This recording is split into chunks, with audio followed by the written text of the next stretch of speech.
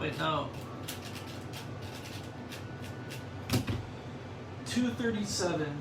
237.14. What about WCA events? Like, that's what I'm sort of thinking about, right?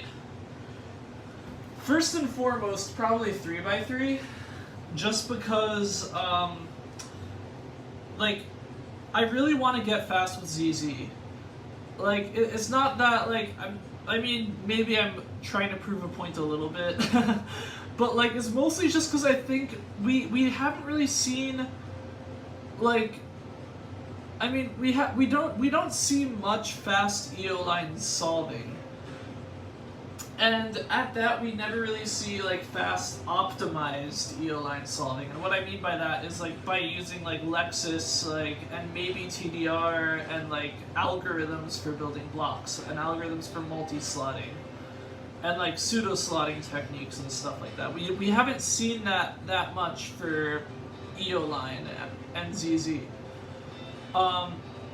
So I just want to be able to get faster at ZZ just so I can show that off, and that just so, like, people know what fast ZZ solving looks like, you know? But other than that, what events am I interested in? I kind of want to get faster at square one just to, like, not to prove a point, but I think it's possible with TDR and Lexis option select. Yeah.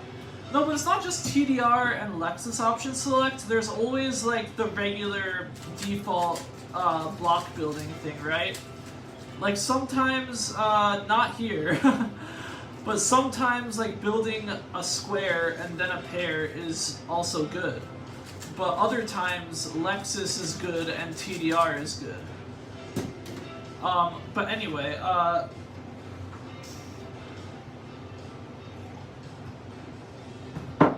I'm just kind of going through the I'm going through the events in my head right now. Like, okay, I just had an epiphany about myself. I think, wait, what if you got a back pair that is, hang on, you got a back pair that is easier to, yeah, exactly. That's true.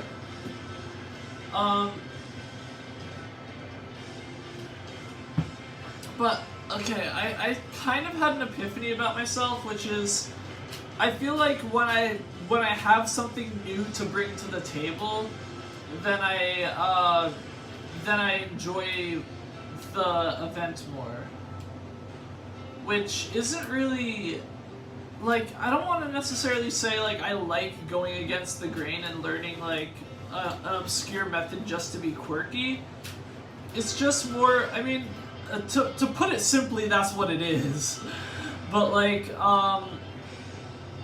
but I learn methods because I think they're fun. I don't learn methods just because they're quirky. If I learned methods because they were quirky, I would use, like, Waterman, or, like, I'd use a very obscure variant of Rue, or I'd use LMCF, you know? Like, if I had fun using methods that were quirky, I'd just use the quirkiest possible method. What I mean when I say this is, I think you'd have Portico, yeah. Yeah, so, I think when I learn, like, a weird method, and I want to use it, is because I see, like, potential in it, and I want to see how far I could take it. That's what I'm doing right now with Triforce. And what's it called?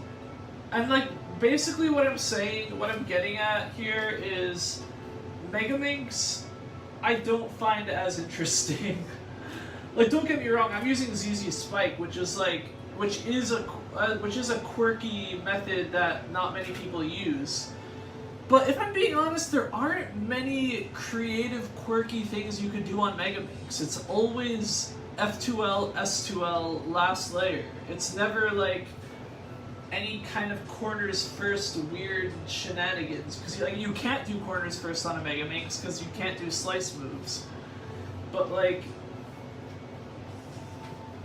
does Triforce feel like a longer version of Meta? Yeah, I mean that's what I said. That's what I was saying before. That's like my biggest criticism, or that was my biggest criticism, is that it feels a bit too much like Meta. But I feel like the ending is interesting to me. As well as just like, I don't know, the concept of a method that is completely unique to 4x4 is really cool. And it's not really like Meta. It's not like, you don't like build a belt. Like, you do like block building in the beginning.